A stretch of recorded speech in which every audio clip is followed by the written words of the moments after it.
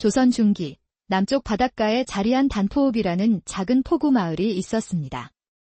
이른 새벽, 바다 안개가 자욱하게 내려앉은 마을의 장터는 하루를 시작하는 사람들로 활기가 넘쳤습니다. 상인들의 집시는 새벽 이슬에 젖어 있었고 여기저기서 피어오르는 김과 생선 굽는 냄새가 뒤섞여 포구 특유의 분위기를 자아냈습니다. 장터 한가운데에는 수백 년 된 커다란 버드나무 한 그루가 서 있었는데 그 그늘 아래에는 언제나 한 사내가 조용히 앉아 있었습니다. 해지고 기운 옷가지에 짝이 맞지 않는 집신을 신었지만 그의 눈빛만은 맑고 깊어 어딘가 모르게 위엄이 서려 있었습니다. 사람들은 그를 해솔이라 불렀습니다. 웃음소리가 소나무 숲의 바람소리처럼 시원하다 하여 붙여진 이름이었지요. 그날도 해솔은 버드나무에 기대 앉아 흙먼지를 툭툭 털며 장터를 오가는 사람들을 물끄러미 바라보고 있었습니다. 아이들이 웃으며 뛰노는 소리가 들리자 그의 입가에 희미한 미소가 번졌습니다. 해솔은 아이들 쪽으로 몸을 기울이며 나지막이 말을 건넸습니다.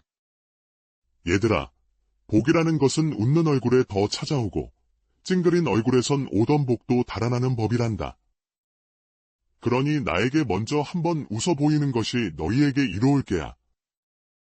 아이들은 서로를 쳐다보더니 이내 까르르 웃음을 터뜨렸습니다. 그 맑은 웃음소리가 장터의 돌길 위로 퍼져나가자 근처에서 짐을 나르던 짐꾼도 고개를 돌리며 피식 웃었습니다. 해솔 아저씨, 또 재밌는 말씀 하시네요. 어제는 웃으면 하늘에서 돈벼락이 떨어진다고 하셨잖아요. 해솔은 일부러 턱을 쓰다듬으며 점잖은 척 대꾸했습니다. 손에 든 엽전 하나를 가볍게 공중으로 튕겼습니다. 짤랑거리는 엽전 소리가 마치 장터의 시작을 알리는 종소리처럼 맑게 울려 퍼졌습니다. 이게 어찌 말장난이겠느냐? 웃는 자에게는 오늘의 행운이 가장 먼저 찾아오는 법이거든. 그의 말솜씨는 이미 장터 사람들 사이에서 유명했습니다. 국밥집 아주머니는 국자를 멈추었고 장작을 패던 청년도 잠시 허리를 폈습니다. 그때 지나가던 비단 장수 하나가 팔짱을 끼고 농담조로 말했습니다. 저 입담꾼 또 시작이구먼. 저 양반말 한마디에 장터 전체가 들썩인다니까. 해솔은 그 말을 듣고 그저 옅게 웃을 뿐이었습니다. 그는 말없이 장터 사람들의 얼굴을 둘러보다 만족스러운 듯 고개를 끄덕였습니다. 등짐을 내려놓던 한 노파가 허리를 펴며 중얼거렸습니다. 해솔이 말을 들으면 속이 다 후련해져. 아픈 허리도 덜 아픈 것 같고 말이야. 제가 바로 백성의 약장수이지요. 진짜 약은 없어도 웃음이라는 명약은 늘 가지고 다닙니다. 사람들은 그를 이야기꾼 혹은 거지 선비라 부르며 놀리기도 했지만 해솔은 어떤 호칭에도 개의치 않았습니다. 그저 아침 햇살 아래 사람들의 얼굴을 보는 것이 그의 하루를 채우는 전부였습니다. 배고픈 것은 익숙하지만 사람이 말을 못하고 사는 것은 그보다 더한 괴로움이지. 그러나 그날 갓 쪄낸 인절미 냄새에 이끌려 무심코 내쉰 한숨이 그의 운명을 뒤흔들게 될 줄은 아무도 몰랐습니다. 그날 장터의 떡집 앞에는 김이 모락모락 피어나는 인절미가 쟁반 가득 놓여 있었습니다. 고소한 콩고물 냄새가 바람을 타고 장터 구석구석으로 퍼져나갔습니다. 해솔은 홀린 듯 떡집 앞으로 다가가 코끝으로 향기를 깊게 들이마시며 눈을 지그시 감았습니다. 아이고, 이 향기 좀 보소. 어머니의 품처럼 따스하고 부엌에서 볶던 콩고물의 그리움까지 담겨 있구려. 그 모습에 옆에서 떡을 사려던 사람들이 웃음을 터뜨렸고 아이 몇은 해솔을 따라 허공에 손을 휘젓는 신용을 했습니다. 그때 비단 도포자락을 휘날리며 한 사내가 휙 나타나 해솔 앞에 멈춰 섰습니다. 마을에서 손꼽히는 부자인 민지주였습니다. 그는 구김 하나 없는 도포에 번쩍이는 갓을 쓰고 있었습니다. 이보게, 떡장수. 이 집에서 가장 찰지고 맛있는 떡으로 10개만 곱게 포장해 주시오. 하지만 그의 말은 해솔의 황홀한 표정 옆에서 힘을 잃었습니다. 해솔은 여전히 냄새를 맡으며 행복한 표정을 짓고 있었지요. 그 모습에 지나가던 여인네마저 웃음을 터뜨리자 민지주의 얼굴이 일그러졌습니다. 그는 해솔에게 한 걸음 다가서더니 분노를 억누르며 낮은 목소리로 쏘아붙였습니다. 이놈! 내가 지금 무엇을 하고 있느냐? 감히 내가 살떡의 냄새를 도둑질하고 있는 것이냐? 장터 한쪽에서 큰 웃음이 터져나왔고 떡장수는 당황하여 시선을 피했습니다. 아, 해솔 아저씨가 떡 냄새를 훔쳤대요. 하지만 민지주는 진지했습니다. 모멸감으로 얼굴이 붉게 달아오른 그는 떡장수를 향해 소리쳤습니다. 이건 명백한 도둑질이요. 내가 사려는 떡의 향기를 저놈이 공짜로 훔쳐갔으니 어찌 이를 그냥 넘어간단 말이오. 해솔은 놀란 기색도 없이 조용히 고개를 들고 말했습니다. 어르신, 향기라는 것은 본디 바람의 것입니다. 아무리 큰 부자라 해도 바람을 가둘 수는 없는 법이지요. 그 말에 장터에는 또 한 번 웃음이 터졌지만 민지주의 눈에는 분노의 불길이 타올랐습니다. 관하로 가자, 이놈. 원님 앞에서 내 놈의 죄를 단단히 물어야겠다. 그는 해솔의 팔을 거칠게 잡아 끌었고 떡장수와 장터 사람들, 아이들까지 모두 그 뒤를 따라 관하로 향했습니다. 그렇게 시작된 소동은 조선 팔도 어디에서도 들어본 적 없는 기상천외한 재판으로 이어졌습니다. 관하 마당에서 잔뜩 화가 난 민지주가 씩씩거리며 원님에게 고했습니다.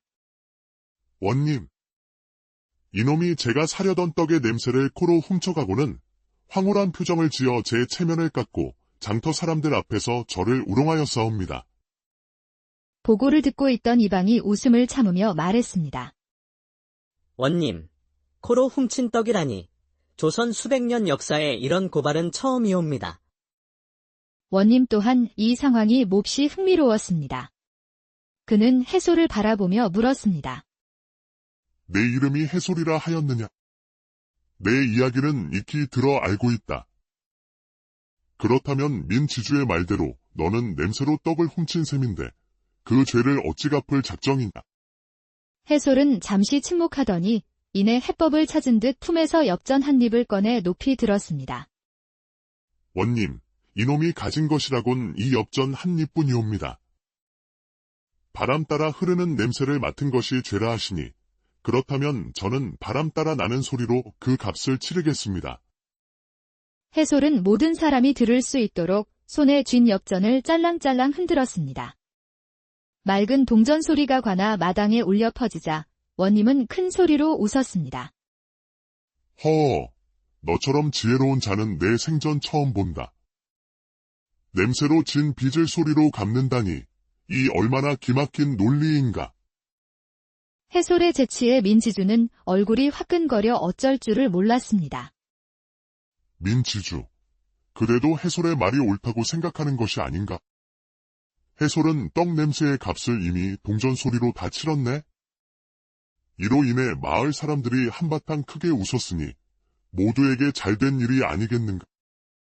고단하게 살아가는 백성들에게 웃음만큼 귀한 자산은 없는 법일세. 재판이 끝난 그날 저녁, 관아 마당에는 백성들의 웃음소리가 가득했습니다. 원님은 대청에 앉아 차를 마시며 곁에 있던 이방에게 조용히 말했습니다. 저 해솔이라는 자, 백성에게 웃음을 주는 귀한 재주를 가졌구나. 저 자에게 관아 마당에서 하루 3번 입을 열게 하여 마을 사람들을 즐겁게 해주고 싶은데 이방의 생각은 어떠한가? 그날 밤 관아 앞에는 나무 판자 하나가 세워졌고 그 위에는 이야기꾼 해솔, 하루 3차례 이야기함이라는 글씨가 정성껏 적혔습니다. 다음 날 아침 장터 사람들은 호기심 가득한 얼굴로 관아 앞에 모여들었습니다. 해솔은 나무 평상 위에 단정히 앉아 있었습니다. 허리춤에는 말꾼이라는 작은 나무패가 달려 있었습니다. 여러분, 해솔입니다. 어제까지는 그저 거리의 거지였으나 오늘부터는 말로 복을 나누는 자가 되었소이다. 배는 여전히 고프지만 말로써 여러분의 마음을 채워드릴 수 있다면 저는 그것으로 족합니다. 사람들 사이에서 조용한 박수가 터져 나왔습니다. 그날 이후 해솔은 관아의 이야기꾼이 되었습니다. 그의 이야기는 오래된 속담을 새롭게 풀거나 장터의 소소한 풍경을 재미있게 엮은 것들이었습니다. 말은 칼보다 날카롭기도 하지만 술보다 따뜻하기도 하지. 저 아이는 지금 백성의 마음을 데우고 있구나. 해솔의 이야기는 멀리 다른 고을까지 퍼져나갔고 장이 서는 날이면 외지 사람들까지 그를 보러 왔습니다. 그러던 어느 겨울, 고을에 첫눈이 내렸습니다. 장터는 여전히 분주했지만 무언가 허전했습니다. 하루 3번 들려오던 해솔의 목소리가 더 이상 들리지 않았습니다. 해솔이 사라진 것입니다. 그의 자리는 비어 있었지만 사람들은 그가 남긴 말을 가슴에 새기고 하루를 살아갔습니다. 한 노파가 눈 덮인 평상을 쓸며 중얼거렸습니다. 그 사람은 꼭 바람 같았지? 올 때도 조용히, 갈 때도 조용히. 해솔의 마지막 행방은 아무도 몰랐습니다. 하지만 그가 남긴 말과 웃음은 사람들의 가슴속의 씨앗처럼 남아 오래도록 온기를 전해주었습니다. 떡은 눈으로 먼저 먹고 마음으로 나누어야 한다. 그 말은 해솔이 장터 사람들에게 남긴 마지막 선물이었습니다. 그의 자리는 비었지만 그가 전한 지혜와 웃음은 세월이 흘러도 사라지지 않고 마을을 지켜주었. 조선 중기 남쪽 바닷가에 자리한 단포읍이라는 작은 포구 마을이 있었습니다. 이른 새벽 바다 안개가 자욱하게 내려앉은 마을의 장터는 하루를 시작하는 사람들로 활기가 넘쳤습니다.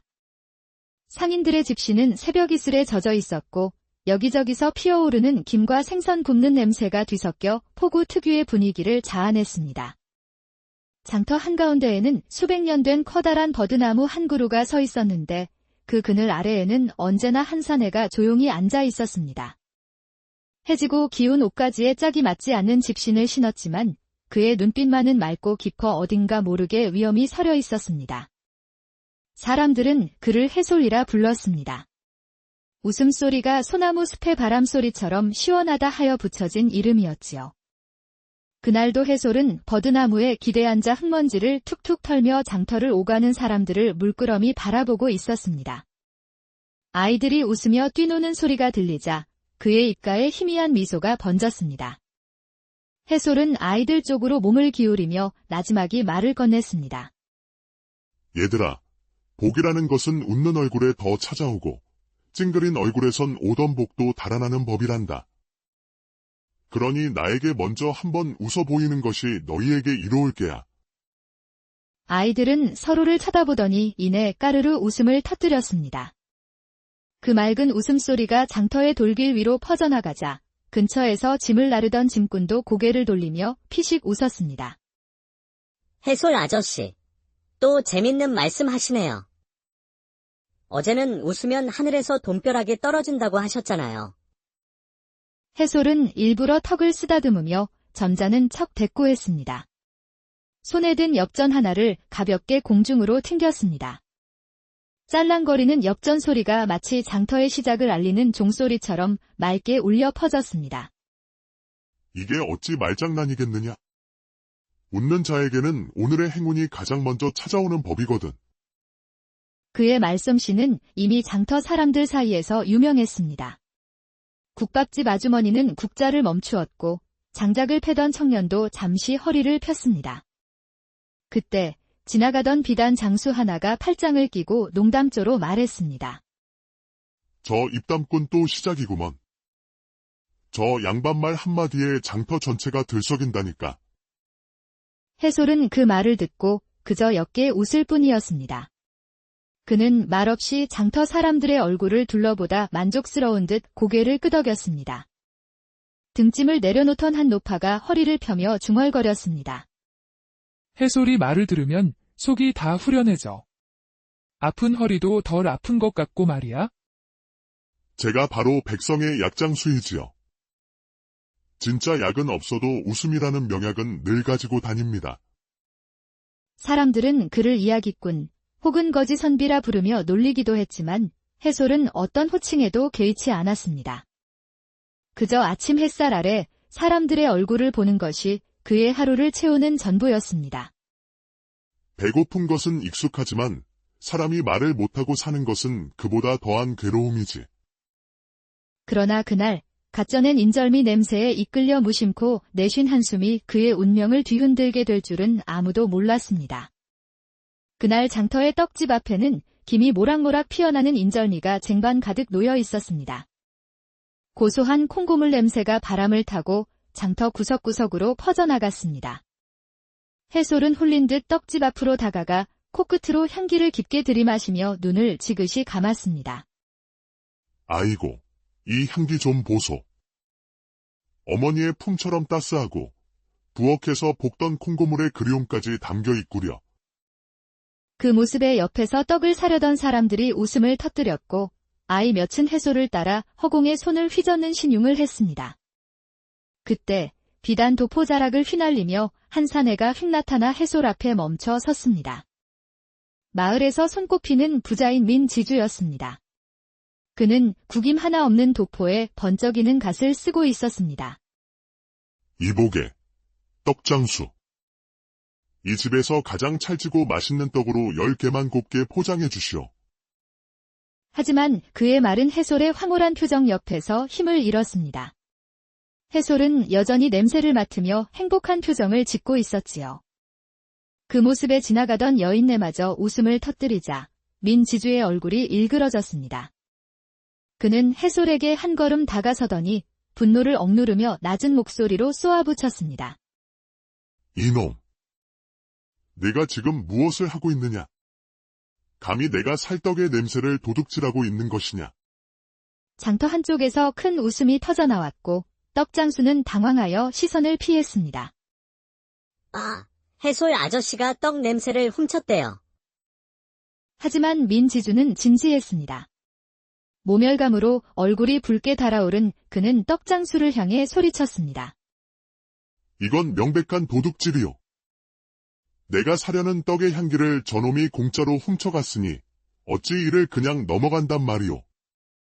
해솔은 놀란 기색도 없이 조용히 고개를 들고 말했습니다. 어르신, 향기라는 것은 본디 바람의 것입니다. 아무리 큰 부자라 해도 바람을 가둘 수는 없는 법이지요. 그 말에 장터에는 또 한 번 웃음이 터졌지만 민지주의 눈에는 분노의 불길이 타올랐습니다. 관하로 가자, 이놈. 원님 앞에서 내 놈의 죄를 단단히 물어야겠다. 그는 해솔의 팔을 거칠게 잡아 끌었고 떡장수와 장터 사람들, 아이들까지 모두 그 뒤를 따라 관하로 향했습니다. 그렇게 시작된 소동은 조선 팔도 어디에서도 들어본 적 없는 기상천외한 재판으로 이어졌습니다. 관하 마당에서 잔뜩 화가 난 민지주가 씩씩거리며 원님에게 고했습니다. 원님, 이놈이 제가 사려던 떡의 냄새를 코로 훔쳐가고는 황홀한 표정을 지어 제 체면을 깎고 장터 사람들 앞에서 저를 우롱하였사옵니다. 보고를 듣고 있던 이방이 웃음을 참으며 말했습니다. 원님, 코로 훔친 떡이라니 조선 수백 년 역사에 이런 고발은 처음이옵니다. 원님 또한 이 상황이 몹시 흥미로웠습니다. 그는 해솔을 바라보며 물었습니다. 내 이름이 해솔이라 하였느냐? 내 이야기는 익히 들어 알고 있다. 그렇다면 민지주의 말대로 너는 냄새로 떡을 훔친 셈인데 그 죄를 어찌 갚을 작정이냐? 해솔은 잠시 침묵하더니 이내 해법을 찾은 듯 품에서 엽전 한 입을 꺼내 높이 들었습니다. 원님, 이놈이 가진 것이라곤 이 엽전 한 입뿐이옵니다. 바람 따라 흐르는 냄새를 맡은 것이 죄라 하시니 그렇다면 저는 바람 따라 나는 소리로 그 값을 치르겠습니다. 해솔은 모든 사람이 들을 수 있도록 손에 쥔 엽전을 짤랑짤랑 흔들었습니다. 맑은 동전 소리가 관아 마당에 울려 퍼지자 원님은 큰 소리로 웃었습니다. 허, 너처럼 지혜로운 자는 내 생전 처음 본다. 냄새로 진 빚을 소리로 갚는다니 이 얼마나 기막힌 논리인가. 해솔의 재치에 민지주는 얼굴이 화끈거려 어쩔 줄을 몰랐습니다. 민지주, 그래도 해솔의 말이 옳다고 생각하는 것이 아닌가? 해솔은 떡 냄새의 값을 이미 동전 소리로 다 치렀네? 이로 인해 마을 사람들이 한바탕 크게 웃었으니 모두에게 잘된 일이 아니겠는가? 고단하게 살아가는 백성들에게 웃음만큼 귀한 자산은 없는 법일세. 재판이 끝난 그날 저녁, 관아 마당에는 백성들의 웃음소리가 가득했습니다. 원님은 대청에 앉아 차를 마시며 곁에 있던 이방에게 조용히 말했습니다.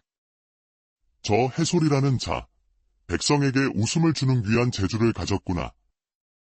저 자에게 관아 마당에서 하루 3번 입을 열게 하여 마을 사람들을 즐겁게 해주고 싶은데 이방의 생각은 어떠한가? 그날 밤, 관아 앞에는 나무 판자 하나가 세워졌고 그 위에는 이야기꾼 해솔, 하루 3차례 이야기함이라는 글씨가 정성껏 적혔습니다. 다음 날 아침, 장터 사람들은 호기심 가득한 얼굴로 관아 앞에 모여들었습니다. 해솔은 나무 평상 위에 단정히 앉아 있었습니다. 허리춤에는 말꾼이라는 작은 나무패가 달려 있었습니다. 여러분, 해솔입니다. 어제까지는 그저 거리의 거지였으나 오늘부터는 말로 복을 나누는 자가 되었소이다. 배는 여전히 고프지만 말로써 여러분의 마음을 채워드릴 수 있다면 저는 그것으로 족합니다. 사람들 사이에서 조용한 박수가 터져 나왔습니다. 그날 이후 해솔은 관아의 이야기꾼이 되었습니다. 그의 이야기는 오래된 속담을 새롭게 풀거나 장터의 소소한 풍경을 재미있게 엮은 것들이었습니다. 말은 칼보다 날카롭기도 하지만 술보다 따뜻하기도 하지. 저 아이는 지금 백성의 마음을 데우고 있구나. 해솔의 이야기는 멀리 다른 고을까지 퍼져나갔고 장이 서는 날이면 외지 사람들까지 그를 보러 왔습니다. 그러던 어느 겨울, 고을에 첫눈이 내렸습니다. 장터는 여전히 분주했지만 무언가 허전했습니다. 하루 3번 들려오던 해솔의 목소리가 더 이상 들리지 않았습니다. 해솔이 사라진 것입니다. 그의 자리는 비어 있었지만 사람들은 그가 남긴 말을 가슴에 새기고 하루를 살아갔습니다. 한 노파가 눈 덮인 평상을 쓸며 중얼거렸습니다. 그 사람은 꼭 바람 같았지? 올 때도 조용히, 갈 때도 조용히. 해솔의 마지막 행방은 아무도 몰랐습니다. 하지만 그가 남긴 말과 웃음은 사람들의 가슴 속의 씨앗처럼 남아 오래도록 온기를 전해주었습니다. 떡은 눈으로 먼저 먹고 마음으로 나누어야 한다. 그 말은 해솔이 장터 사람들에게 남긴 마지막 선물이었습니다. 그의 자리는 비었지만 그가 전한 지혜와 웃음은 세월이 흘러도 사라지지 않고 마을을 지켜주었. 조선 중기 남쪽 바닷가에 자리한 단포읍이라는 작은 포구 마을이 있었습니다.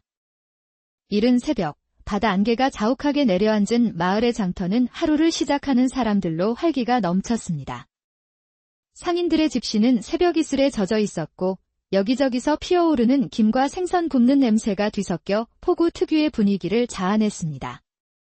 장터 한가운데에는 수백 년 된 커다란 버드나무 한 그루가 서 있었는데 그 그늘 아래에는 언제나 한 사내가 조용히 앉아 있었습니다. 해지고 기운 옷가지에 짝이 맞지 않는 집신을 신었지만 그의 눈빛만은 맑고 깊어 어딘가 모르게 위엄이 서려 있었습니다. 사람들은 그를 해솔이라 불렀습니다. 웃음소리가 소나무 숲의 바람소리처럼 시원하다 하여 붙여진 이름이었지요. 그날도 해솔은 버드나무에 기대 앉아 흙먼지를 툭툭 털며 장터를 오가는 사람들을 물끄러미 바라보고 있었습니다. 아이들이 웃으며 뛰노는 소리가 들리자 그의 입가에 희미한 미소가 번졌습니다. 해솔은 아이들 쪽으로 몸을 기울이며 나지막이 말을 건넸습니다. 얘들아, 복이라는 것은 웃는 얼굴에 더 찾아오고 찡그린 얼굴에선 오던 복도 달아나는 법이란다. 그러니 나에게 먼저 한번 웃어 보이는 것이 너희에게 이로울 게야. 아이들은 서로를 쳐다보더니 이내 까르르 웃음을 터뜨렸습니다. 그 맑은 웃음소리가 장터의 돌길 위로 퍼져나가자 근처에서 짐을 나르던 짐꾼도 고개를 돌리며 피식 웃었습니다. 해솔 아저씨, 또 재밌는 말씀 하시네요. 어제는 웃으면 하늘에서 돈벼락이 떨어진다고 하셨잖아요. 해솔은 일부러 턱을 쓰다듬으며 점잖은 척 대꾸했습니다. 손에 든 엽전 하나를 가볍게 공중으로 튕겼습니다. 짤랑거리는 엽전 소리가 마치 장터의 시작을 알리는 종소리처럼 맑게 울려 퍼졌습니다. 이게 어찌 말장난이겠느냐? 웃는 자에게는 오늘의 행운이 가장 먼저 찾아오는 법이거든. 그의 말솜씨는 이미 장터 사람들 사이에서 유명했습니다. 국밥집 아주머니는 국자를 멈추었고 장작을 패던 청년도 잠시 허리를 폈습니다. 그때 지나가던 비단 장수 하나가 팔짱을 끼고 농담조로 말했습니다. 저 입담꾼 또 시작이구먼. 저 양반말 한마디에 장터 전체가 들썩인다니까. 해솔은 그 말을 듣고 그저 옅게 웃을 뿐이었습니다. 그는 말없이 장터 사람들의 얼굴을 둘러보다 만족스러운 듯 고개를 끄덕였습니다. 등짐을 내려놓던 한 노파가 허리를 펴며 중얼거렸습니다. 해솔이 말을 들으면 속이 다 후련해져. 아픈 허리도 덜 아픈 것 같고 말이야. 제가 바로 백성의 약장수이지요. 진짜 약은 없어도 웃음이라는 명약은 늘 가지고 다닙니다. 사람들은 그를 이야기꾼 혹은 거지 선비라 부르며 놀리기도 했지만 해솔은 어떤 호칭에도 개의치 않았습니다. 그저 아침 햇살 아래 사람들의 얼굴을 보는 것이 그의 하루를 채우는 전부였습니다. 배고픈 것은 익숙하지만 사람이 말을 못하고 사는 것은 그보다 더한 괴로움이지. 그러나 그날 갓 쪄낸 인절미 냄새에 이끌려 무심코 내쉰 한숨이 그의 운명을 뒤흔들게 될 줄은 아무도 몰랐습니다. 그날 장터의 떡집 앞에는 김이 모락모락 피어나는 인절미가 쟁반 가득 놓여 있었습니다. 고소한 콩고물 냄새가 바람을 타고 장터 구석구석으로 퍼져나갔습니다. 해솔은 홀린 듯 떡집 앞으로 다가가 코끝으로 향기를 깊게 들이마시며 눈을 지그시 감았습니다. 아이고, 이 향기 좀 보소. 어머니의 품처럼 따스하고 부엌에서 볶던 콩고물의 그리움까지 담겨 있구려. 그 모습에 옆에서 떡을 사려던 사람들이 웃음을 터뜨렸고 아이 몇은 해솔을 따라 허공에 손을 휘젓는 신용을 했습니다. 그때 비단 도포자락을 휘날리며 한 사내가 휙 나타나 해솔 앞에 멈춰 섰습니다. 마을에서 손꼽히는 부자인 민지주였습니다. 그는 구김 하나 없는 도포에 번쩍이는 갓을 쓰고 있었습니다. 이보게, 떡장수. 이 집에서 가장 찰지고 맛있는 떡으로 10개만 곱게 포장해 주시오. 하지만 그의 말은 해솔의 황홀한 표정 옆에서 힘을 잃었습니다. 해솔은 여전히 냄새를 맡으며 행복한 표정을 짓고 있었지요. 그 모습에 지나가던 여인네마저 웃음을 터뜨리자 민지주의 얼굴이 일그러졌습니다. 그는 해솔에게 한 걸음 다가서더니 분노를 억누르며 낮은 목소리로 쏘아붙였습니다. 이놈! 내가 지금 무엇을 하고 있느냐? 감히 내가 살떡의 냄새를 도둑질하고 있는 것이냐? 장터 한쪽에서 큰 웃음이 터져나왔고 떡장수는 당황하여 시선을 피했습니다. 아, 해솔 아저씨가 떡 냄새를 훔쳤대요. 하지만 민지주는 진지했습니다.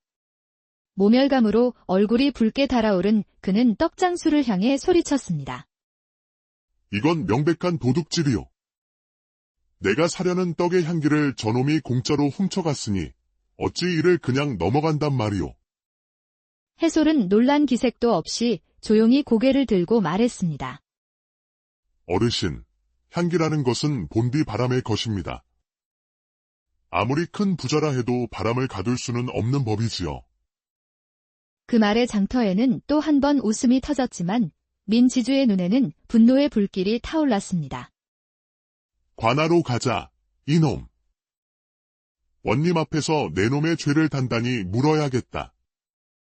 그는 해솔의 팔을 거칠게 잡아 끌었고 떡장수와 장터 사람들, 아이들까지 모두 그 뒤를 따라 관하로 향했습니다.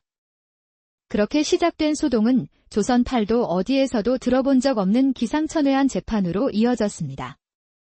관하 마당에서 잔뜩 화가 난 민지주가 씩씩거리며 원님에게 고했습니다.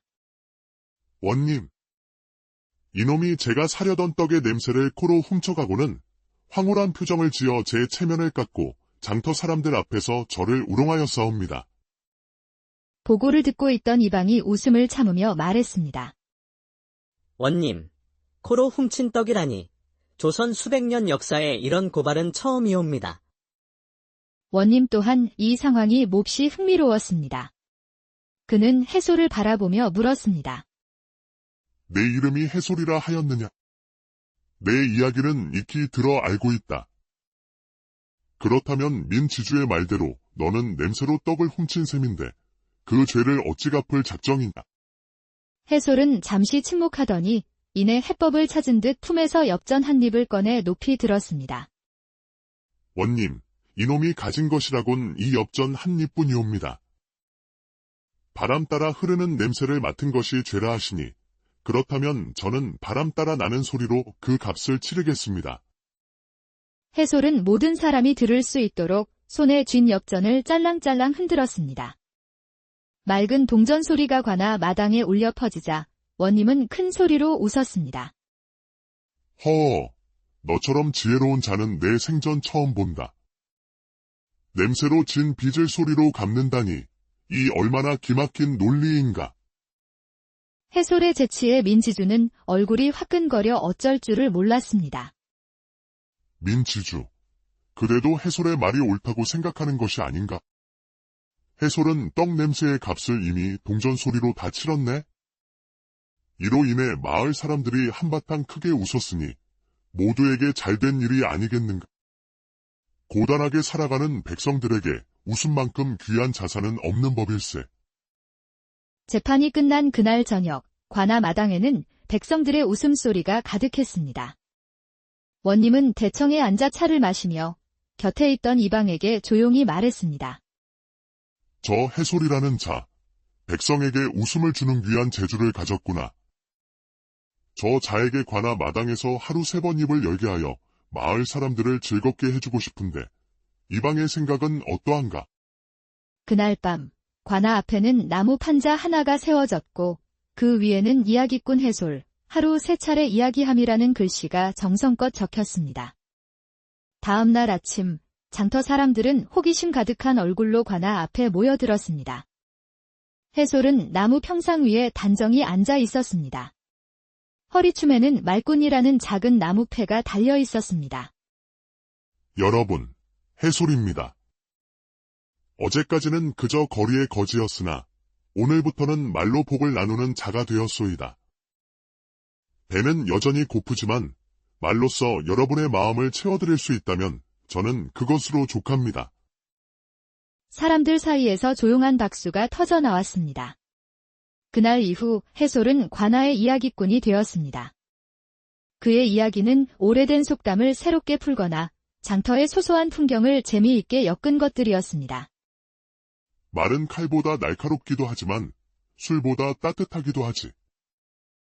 저 아이는 지금 백성의 마음을 데우고 있구나. 해솔의 이야기는 멀리 다른 고을까지 퍼져나갔고 장이 서는 날이면 외지 사람들까지 그를 보러 왔습니다. 그러던 어느 겨울, 고을에 첫눈이 내렸습니다. 장터는 여전히 분주했지만 무언가 허전했습니다. 하루 3번 들려오던 해솔의 목소리가 더 이상 들리지 않았습니다. 해솔이 사라진 것입니다. 그의 자리는 비어 있었지만 사람들은 그가 남긴 말을 가슴에 새기고 하루를 살아갔습니다. 한 노파가 눈 덮인 평상을 쓸며 중얼거렸습니다. 그 사람은 꼭 바람 같았지? 올 때도 조용히, 갈 때도 조용히. 해솔의 마지막 행방은 아무도 몰랐습니다. 하지만 그가 남긴 말과 웃음은 사람들의 가슴 속의 씨앗처럼 남아 오래도록 온기를 전해주었습니다. 떡은 눈으로 먼저 먹고 마음으로 나누어야 한다. 그 말은 해솔이 장터 사람들에게 남긴 마지막 선물이었습니다. 그의 자리는 비었지만 그가 전한 지혜와 웃음은 세월이 흘러도 사라지지 않고 마을을 지켜주었. 조선 중기 남쪽 바닷가에 자리한 단포읍이라는 작은 포구 마을이 있었습니다. 이른 새벽 바다 안개가 자욱하게 내려앉은 마을의 장터는 하루를 시작하는 사람들로 활기가 넘쳤습니다. 상인들의 집시는 새벽 이슬에 젖어 있었고 여기저기서 피어오르는 김과 생선 굽는 냄새가 뒤섞여 포구 특유의 분위기를 자아냈습니다. 장터 한가운데에는 수백 년 된 커다란 버드나무 한 그루가 서 있었는데 그 그늘 아래에는 언제나 한 사내가 조용히 앉아 있었습니다. 해지고 기운 옷가지에 짝이 맞지 않는 집신을 신었지만 그의 눈빛만은 맑고 깊어 어딘가 모르게 위엄이 서려 있었습니다. 사람들은 그를 해솔이라 불렀습니다. 웃음소리가 소나무 숲의 바람소리처럼 시원하다 하여 붙여진 이름이었지요. 그날도 해솔은 버드나무에 기대 앉아 흙먼지를 툭툭 털며 장터를 오가는 사람들을 물끄러미 바라보고 있었습니다. 아이들이 웃으며 뛰노는 소리가 들리자 그의 입가에 희미한 미소가 번졌습니다. 해솔은 아이들 쪽으로 몸을 기울이며 나지막이 말을 건넸습니다. 얘들아, 복이라는 것은 웃는 얼굴에 더 찾아오고 찡그린 얼굴에선 오던 복도 달아나는 법이란다. 그러니 나에게 먼저 한번 웃어 보이는 것이 너희에게 이로울 게야. 아이들은 서로를 쳐다보더니 이내 까르르 웃음을 터뜨렸습니다. 그 맑은 웃음소리가 장터의 돌길 위로 퍼져나가자 근처에서 짐을 나르던 짐꾼도 고개를 돌리며 피식 웃었습니다. 해솔 아저씨, 또 재밌는 말씀 하시네요. 어제는 웃으면 하늘에서 돈벼락이 떨어진다고 하셨잖아요. 해솔은 일부러 턱을 쓰다듬으며 점잖은 척 대꾸했습니다. 손에 든 엽전 하나를 가볍게 공중으로 튕겼습니다. 짤랑거리는 엽전 소리가 마치 장터의 시작을 알리는 종소리처럼 맑게 울려 퍼졌습니다. 이게 어찌 말장난이겠느냐? 웃는 자에게는 오늘의 행운이 가장 먼저 찾아오는 법이거든. 그의 말솜씨는 이미 장터 사람들 사이에서 유명했습니다. 국밥집 아주머니는 국자를 멈추었고 장작을 패던 청년도 잠시 허리를 폈습니다. 그때 지나가던 비단 장수 하나가 팔짱을 끼고 농담조로 말했습니다. 저 입담꾼 또 시작이구먼. 저 양반말 한마디에 장터 전체가 들썩인다니까. 해솔은 그 말을 듣고 그저 옅게 웃을 뿐이었습니다. 그는 말없이 장터 사람들의 얼굴을 둘러보다 만족스러운 듯 고개를 끄덕였습니다. 등짐을 내려놓던 한 노파가 허리를 펴며 중얼거렸습니다. 해솔이 말을 들으면 속이 다 후련해져. 아픈 허리도 덜 아픈 것 같고 말이야. 제가 바로 백성의 약장수이지요. 진짜 약은 없어도 웃음이라는 명약은 늘 가지고 다닙니다. 사람들은 그를 이야기꾼 혹은 거지 선비라 부르며 놀리기도 했지만 해솔은 어떤 호칭에도 개의치 않았습니다.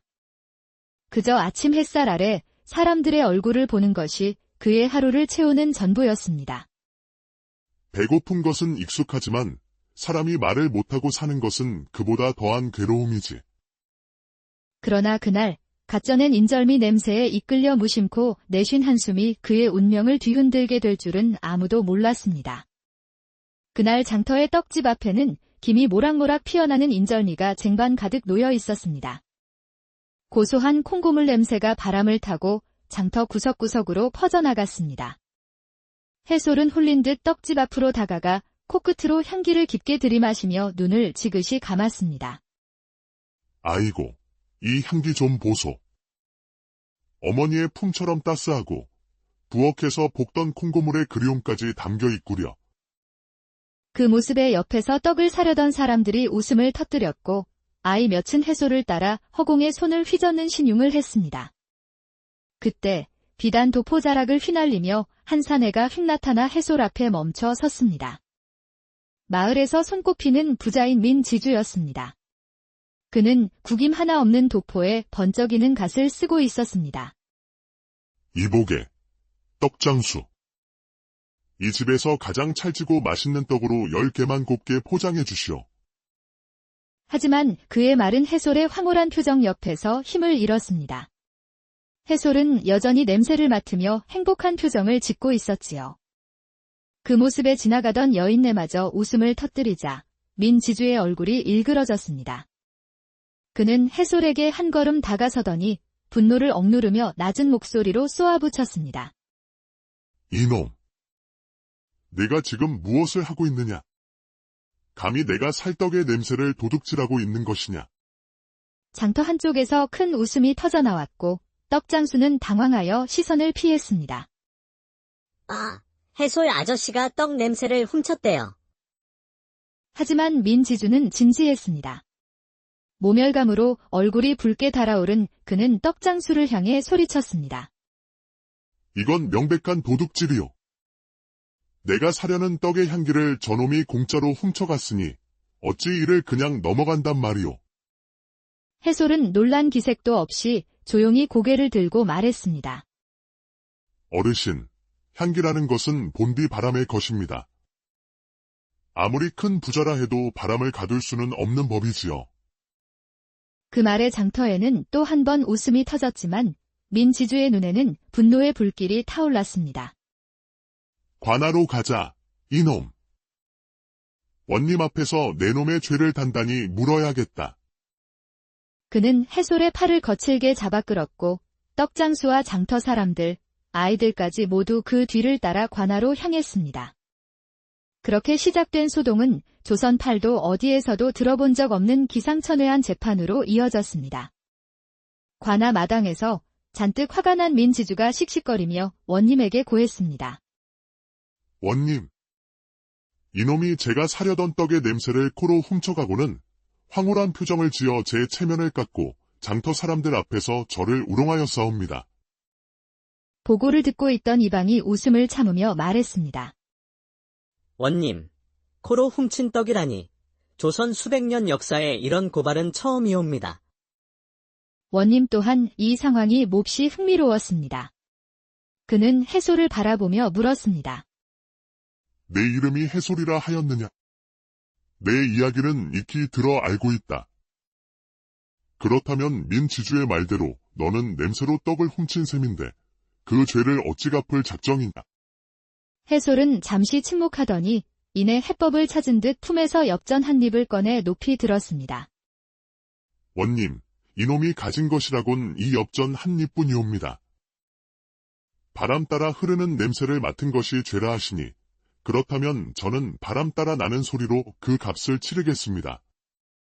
해솔은 모든 사람이 들을 수 있도록 손에 쥔 엽전을 짤랑짤랑 흔들었습니다.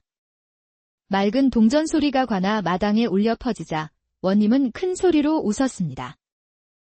허, 너처럼 지혜로운 자는 내 생전 처음 본다. 냄새로 진 빚을 소리로 갚는다니 이 얼마나 기막힌 논리인가. 해솔의 재치에 민지주는 얼굴이 화끈거려 어쩔 줄을 몰랐습니다. 민지주, 그래도 해솔의 말이 옳다고 생각하는 것이 아닌가? 해솔은 떡 냄새의 값을 이미 동전 소리로 다 치렀네? 이로 인해 마을 사람들이 한바탕 크게 웃었으니 모두에게 잘된 일이 아니겠는가? 고단하게 살아가는 백성들에게 웃음만큼 귀한 자산은 없는 법일세. 재판이 끝난 그날 저녁, 관아 마당에는 백성들의 웃음소리가 가득했습니다.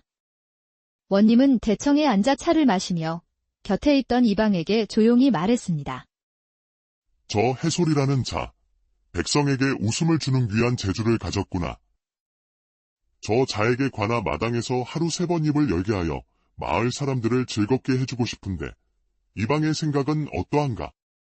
그날 밤, 관아 앞에는 나무 판자 하나가 세워졌고 그 위에는 이야기꾼 해솔, 하루 3차례 이야기함이라는 글씨가 정성껏 적혔습니다. 다음 날 아침, 장터 사람들은 호기심 가득한 얼굴로 관아 앞에 모여들었습니다. 해솔은 나무 평상 위에 단정히 앉아 있었습니다. 허리춤에는 말꾼이라는 작은 나무패가 달려 있었습니다. 여러분, 해솔입니다. 어제까지는 그저 거리의 거지였으나 오늘부터는 말로 복을 나누는 자가 되었소이다. 배는 여전히 고프지만 말로써 여러분의 마음을 채워드릴 수 있다면 저는 그것으로 족합니다. 사람들 사이에서 조용한 박수가 터져 나왔습니다. 그날 이후 해솔은 관아의 이야기꾼이 되었습니다. 그의 이야기는 오래된 속담을 새롭게 풀거나 장터의 소소한 풍경을 재미있게 엮은 것들이었습니다. 말은 칼보다 날카롭기도 하지만 술보다 따뜻하기도 하지. 저 아이는 지금 백성의 마음을 데우고 있구나. 해솔의 이야기는 멀리 다른 고을까지 퍼져나갔고 장이 서는 날이면 외지 사람들까지 그를 보러 왔습니다. 그러던 어느 겨울, 고을에 첫눈이 내렸습니다. 장터는 여전히 분주했지만 무언가 허전했습니다. 하루 3번 들려오던 해솔의 목소리가 더 이상 들리지 않았습니다. 해솔이 사라진 것입니다. 그의 자리는 비어 있었지만 사람들은 그가 남긴 말을 가슴에 새기고 하루를 살아갔습니다. 한 노파가 눈 덮인 평상을 쓸며 중얼거렸습니다. 그 사람은 꼭 바람 같았지? 올 때도 조용히, 갈 때도 조용히. 해솔의 마지막 행방은 아무도 몰랐습니다. 하지만 그가 남긴 말과 웃음은 사람들의 가슴 속의 씨앗처럼 남아 오래도록 온기를 전해주었습니다. 떡은 눈으로 먼저 먹고 마음으로 나누어야 한다. 그 말은 해솔이 장터 사람들에게 남긴 마지막 선물이었습니다. 그의 자리는 비었지만 그가 전한 지혜와 웃음은 세월이 흘러도 사라지지 않고 마을을 지켜주었. 조선 중기 남쪽 바닷가에 자리한 단포읍이라는 작은 포구 마을이 있었습니다. 이른 새벽 바다 안개가 자욱하게 내려앉은 마을의 장터는 하루를 시작하는 사람들로 활기가 넘쳤습니다. 상인들의 집시는 새벽 이슬에 젖어 있었고 여기저기서 피어오르는 김과 생선 굽는 냄새가 뒤섞여 포구 특유의 분위기를 자아냈습니다. 장터 한가운데에는 수백 년 된 커다란 버드나무 한 그루가 서 있었는데 그 그늘 아래에는 언제나 한 사내가 조용히 앉아 있었습니다. 해지고 기운 옷가지에 짝이 맞지 않는 집신을 신었지만 그의 눈빛만은 맑고 깊어 어딘가 모르게 위엄이 서려 있었습니다. 사람들은 그를 해솔이라 불렀습니다. 웃음소리가 소나무 숲의 바람소리처럼 시원하다 하여 붙여진 이름이었지요. 그날도 해솔은 버드나무에 기대 앉아 흙먼지를 툭툭 털며 장터를 오가는 사람들을 물끄러미 바라보고 있었습니다. 아이들이 웃으며 뛰노는 소리가 들리자 그의 입가에 희미한 미소가 번졌습니다. 해솔은 아이들 쪽으로 몸을 기울이며 나지막이 말을 건넸습니다. 얘들아, 복이라는 것은 웃는 얼굴에 더 찾아오고 찡그린 얼굴에선 오던 복도 달아나는 법이란다. 그러니 나에게 먼저 한번 웃어 보이는 것이 너희에게 이로울 게야.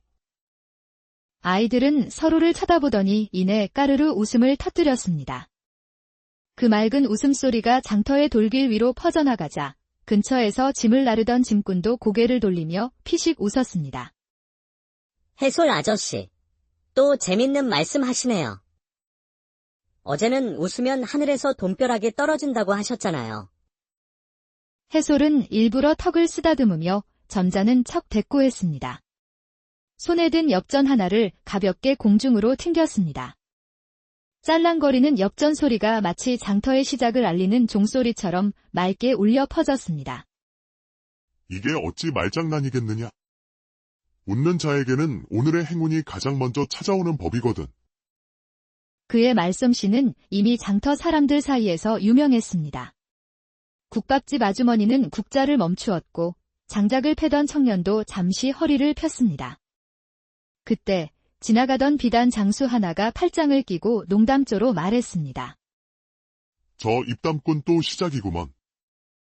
저 양반말 한마디에 장터 전체가 들썩인다니까. 해솔은 그 말을 듣고 그저 옅게 웃을 뿐이었습니다. 그는 말없이 장터 사람들의 얼굴을 둘러보다 만족스러운 듯 고개를 끄덕였습니다. 등짐을 내려놓던 한 노파가 허리를 펴며 중얼거렸습니다. 해솔이 말을 들으면 속이 다 후련해져. 아픈 허리도 덜 아픈 것 같고 말이야. 제가 바로 백성의 약장수이지요. 진짜 약은 없어도 웃음이라는 명약은 늘 가지고 다닙니다. 사람들은 그를 이야기꾼 혹은 거지 선비라 부르며 놀리기도 했지만 해솔은 어떤 호칭에도 개의치 않았습니다. 그저 아침 햇살 아래 사람들의 얼굴을 보는 것이 그의 하루를 채우는 전부였습니다. 배고픈 것은 익숙하지만 사람이 말을 못하고 사는 것은 그보다 더한 괴로움이지. 그러나 그날 갓 쪄낸 인절미 냄새에 이끌려 무심코 내쉰 한숨이 그의 운명을 뒤흔들게 될 줄은 아무도 몰랐습니다. 그날 장터의 떡집 앞에는 김이 모락모락 피어나는 인절미가 쟁반 가득 놓여 있었습니다. 고소한 콩고물 냄새가 바람을 타고 장터 구석구석으로 퍼져나갔습니다. 해솔은 홀린 듯 떡집 앞으로 다가가 코끝으로 향기를 깊게 들이마시며 눈을 지그시 감았습니다. 아이고, 이 향기 좀 보소. 어머니의 품처럼 따스하고 부엌에서 볶던 콩고물의 그리움까지 담겨 있구려.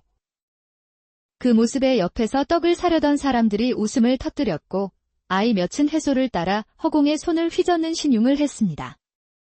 그때 비단 도포자락을 휘날리며 한 사내가 휙 나타나 해솔 앞에 멈춰 섰습니다. 마을에서 손꼽히는 부자인 민지주였습니다. 그는 구김 하나 없는 도포에 번쩍이는 갓을 쓰고 있었습니다. 이보게, 떡장수. 이 집에서 가장 찰지고 맛있는 떡으로 10개만 곱게 포장해 주시오.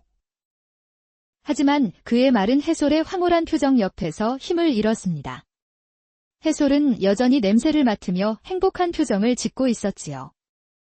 그 모습에 지나가던 여인네마저 웃음을 터뜨리자 민지주의 얼굴이 일그러졌습니다. 그는 해솔에게 한 걸음 다가서더니 분노를 억누르며 낮은 목소리로 쏘아붙였습니다. 이놈! 네가 지금 무엇을 하고 있느냐? 감히 내가 살떡의 냄새를 도둑질하고 있는 것이냐? 장터 한쪽에서 큰 웃음이 터져나왔고 떡장수는 당황하여 시선을 피했습니다. 아, 해솔 아저씨가 떡 냄새를 훔쳤대요. 하지만 민지주는 진지했습니다. 모멸감으로 얼굴이 붉게 달아오른 그는 떡장수를 향해 소리쳤습니다. 이건 명백한 도둑질이오. 내가 사려는 떡의 향기를 저놈이 공짜로 훔쳐갔으니 어찌 이를 그냥 넘어간단 말이오. 해솔은 놀란 기색도 없이 조용히 고개를 들고 말했습니다. 어르신, 향기라는 것은 본디 바람의 것입니다. 아무리 큰 부자라 해도 바람을 가둘 수는 없는 법이지요. 그 말에 장터에는 또 한 번 웃음이 터졌지만 민지주의 눈에는 분노의 불길이 타올랐습니다. 관하로 가자, 이놈. 원님 앞에서 내 놈의 죄를 단단히 물어야겠다.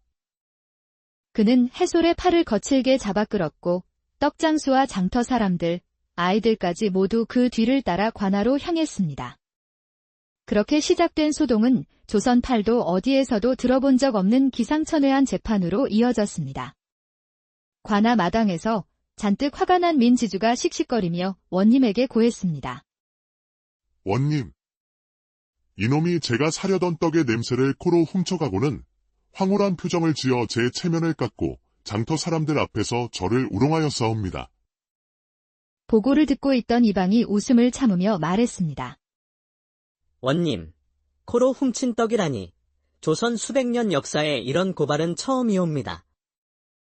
원님 또한 이 상황이 몹시 흥미로웠습니다. 그는 해솔을 바라보며 물었습니다. 내 이름이 해솔이라 하였느냐? 내 이야기는 익히 들어 알고 있다. 그렇다면 민지주의 말대로 너는 냄새로 떡을 훔친 셈인데 그 죄를 어찌 갚을 작정이냐? 해솔은 잠시 침묵하더니 이내 해법을 찾은 듯 품에서 엽전 한 입을 꺼내 높이 들었습니다. 원님, 이놈이 가진 것이라곤 이 엽전 한 입뿐이옵니다. 바람 따라 흐르는 냄새를 맡은 것이 죄라 하시니 그렇다면 저는 바람 따라 나는 소리로 그 값을 치르겠습니다. 해솔은 모든 사람이 들을 수 있도록 손에 쥔 엽전을 짤랑짤랑 흔들었습니다. 맑은 동전 소리가 관아 마당에 울려 퍼지자 원님은 큰 소리로 웃었습니다. 허, 너처럼 지혜로운 자는 내 생전 처음 본다. 냄새로 진 빚을 소리로 갚는다니 이 얼마나 기막힌 논리인가. 해솔의 재치에 민지주는 얼굴이 화끈거려 어쩔 줄을 몰랐습니다. 민지주, 그래도 해솔의 말이 옳다고 생각하는 것이 아닌가? 해솔은 떡 냄새의 값을 이미 동전 소리로 다 치렀네? 이로 인해 마을 사람들이 한바탕 크게 웃었으니 모두에게 잘된 일이 아니겠는가?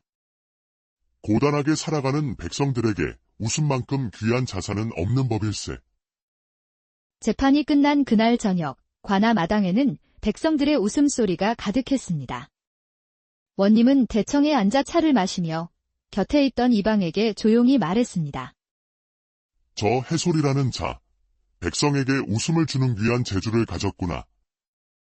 저 자에게 관아 마당에서 하루 3번 입을 열게 하여 마을 사람들을 즐겁게 해주고 싶은데 이방의 생각은 어떠한가? 그날 밤, 관아 앞에는 나무 판자 하나가 세워졌고 그 위에는 이야기꾼 해솔, 하루 3차례 이야기함이라는 글씨가 정성껏 적혔습니다. 다음 날 아침, 장터 사람들은 호기심 가득한 얼굴로 관아 앞에 모여들었습니다. 해솔은 나무 평상 위에 단정히 앉아 있었습니다. 허리춤에는 말꾼이라는 작은 나무패가 달려 있었습니다. 여러분, 해솔입니다. 어제까지는 그저 거리의 거지였으나 오늘부터는 말로 복을 나누는 자가 되었소이다. 배는 여전히 고프지만 말로써 여러분의 마음을 채워드릴 수 있다면 저는 그것으로 족합니다. 사람들 사이에서 조용한 박수가 터져 나왔습니다. 그날 이후 해솔은 관아의 이야기꾼이 되었습니다. 그의 이야기는 오래된 속담을 새롭게 풀거나 장터의 소소한 풍경을 재미있게 엮은 것들이었습니다. 말은 칼보다 날카롭기도 하지만 술보다 따뜻하기도 하지. 저 아이는 지금 백성의 마음을 데우고 있구나. 해솔의 이야기는 멀리 다른 고을까지 퍼져나갔고 장이 서는 날이면 외지 사람들까지 그를 보러 왔습니다. 그러던 어느 겨울, 고을에 첫눈이 내렸습니다. 장터는 여전히 분주했지만 무언가 허전했습니다. 하루 3번 들려오던 해솔의 목소리가 더 이상 들리지 않았습니다. 해솔이 사라진 것입니다. 그의 자리는 비어 있었지만 사람들은 그가 남긴 말을 가슴에 새기고 하루를 살아갔습니다. 한 노파가 눈 덮인 평상을 쓸며 중얼거렸습니다. 그 사람은 꼭 바람 같았지? 올 때도 조용히, 갈 때도 조용히.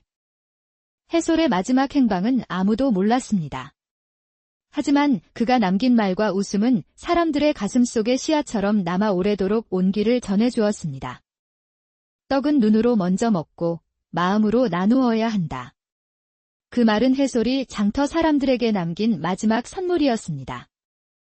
그의 자리는 비었지만 그가 전한 지혜와 웃음은 세월이 흘러도 사라지지 않고 마을을 지켜주었. 조선 중기 남쪽 바닷가에 자리한 단포읍이라는 작은 포구 마을이 있었습니다. 이른 새벽 바다 안개가 자욱하게 내려앉은 마을의 장터는 하루를 시작하는 사람들로 활기가 넘쳤습니다. 상인들의 집시는 새벽 이슬에 젖어 있었고 여기저기서 피어오르는 김과 생선 굽는 냄새가 뒤섞여 포구 특유의 분위기를 자아냈습니다. 장터 한가운데에는 수백 년 된 커다란 버드나무 한 그루가 서 있었는데 그 그늘 아래에는 언제나 한 사내가 조용히 앉아 있었습니다. 해지고 기운 옷가지에 짝이 맞지 않는 집신을 신었지만 그의 눈빛만은 맑고 깊어 어딘가 모르게 위엄이 서려 있었습니다. 사람들은 그를 해솔이라 불렀습니다. 웃음소리가 소나무 숲의 바람소리처럼 시원하다 하여 붙여진 이름이었지요. 그날도 해솔은 버드나무에 기대 앉아 흙먼지를 툭툭 털며 장터를 오가는 사람들을 물끄러미 바라보고 있었습니다. 아이들이 웃으며 뛰노는 소리가 들리자 그의 입가에 희미한 미소가 번졌습니다. 해솔은 아이들 쪽으로 몸을 기울이며 나지막이 말을 건넸습니다. 얘들아, 복이라는 것은 웃는 얼굴에 더 찾아오고 찡그린 얼굴에선 오던 복도 달아나는 법이란다. 그러니 나에게 먼저 한번 웃어 보이는 것이 너희에게 이로울 게야. 아이들은 서로를 쳐다보더니 이내 까르르 웃음을 터뜨렸습니다. 그 맑은 웃음소리가 장터의 돌길 위로 퍼져나가자 근처에서 짐을 나르던 짐꾼도 고개를 돌리며 피식 웃었습니다. 해솔 아저씨, 또 재밌는 말씀 하시네요. 어제는 웃으면 하늘에서 돈벼락이 떨어진다고 하셨잖아요. 해솔은 일부러 턱을 쓰다듬으며 점잖은 척 대꾸했습니다. 손에 든 엽전 하나를 가볍게 공중으로 튕겼습니다. 짤랑거리는 엽전 소리가 마치 장터의 시작을 알리는 종소리처럼 맑게 울려 퍼졌습니다. 이게 어찌 말장난이겠느냐? 웃는 자에게는 오늘의 행운이 가장 먼저 찾아오는 법이거든. 그의 말솜씨는 이미 장터 사람들 사이에서 유명했습니다. 국밥집 아주머니는 국자를 멈추었고 장작을 패던 청년도 잠시 허리를 폈습니다. 그때 지나가던 비단 장수 하나가 팔짱을 끼고 농담조로 말했습니다. 저 입담꾼 또 시작이구먼. 저 양반말 한마디에 장터 전체가 들썩인다니까. 해솔은 그 말을 듣고 그저 옅게 웃을 뿐이었습니다. 그는 말없이 장터 사람들의 얼굴을 둘러보다 만족스러운 듯 고개를 끄덕였습니다. 등짐을 내려놓던 한 노파가 허리를 펴며 중얼거렸습니다. 해솔이 말을 들으면 속이 다 후련해져. 아픈 허리도 덜 아픈 것 같고 말이야. 제가 바로 백성의